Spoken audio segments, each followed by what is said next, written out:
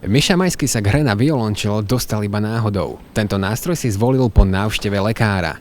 Dnes je jeho práca na hudobnom poli nesmierne uznávaná.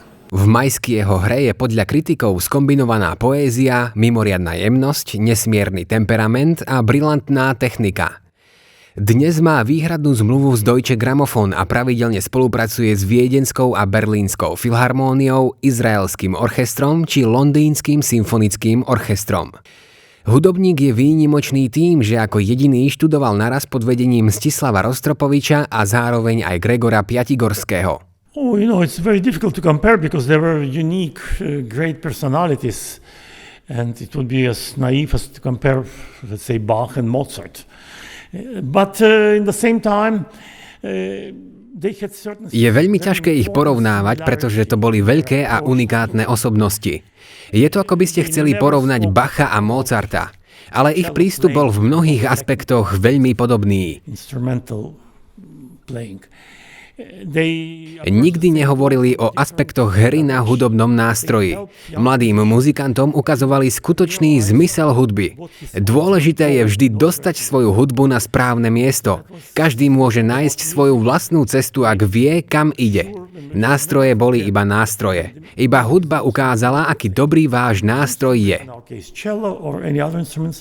It's only the vehicle, the way of achieving this goal, and not other way around.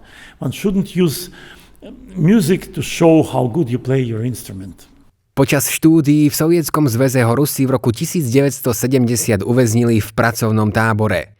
Na toto náročné životné obdobie sa Miša Majský dobre pamätá. It was a very difficult time. I spent 18 months all together in jail, in labor camp. Instead of playing cello, I was shoveling cement, building communism, as I always say, obviously unsuccessfully. Bolo to skutočne náročné obdobie. Vo väzení som strávil 18 mesiacov. V pracovnom tábore som roznášal cement. Budoval som akýsi komunizmus. Takmer 2 roky som violončelo nevzal do rúk, ale stále sa snažím vidieť pohár poloplný ako poloprázdny. V každej situácii sa snažím nájsť niečo pozitívne a nič neľutujem. Táto skúsenosť mi pomohla stať sa húževnatejšou osobnosťou.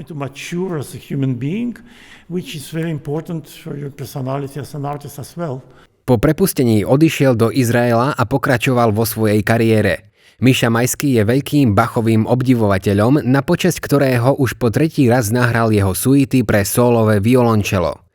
Koncert v hale umenia si výnimočný hudobník užíval. Svojou virtuozitou si podmanil celú sálu. Lukáš Mano, Košické kultúrne centrá.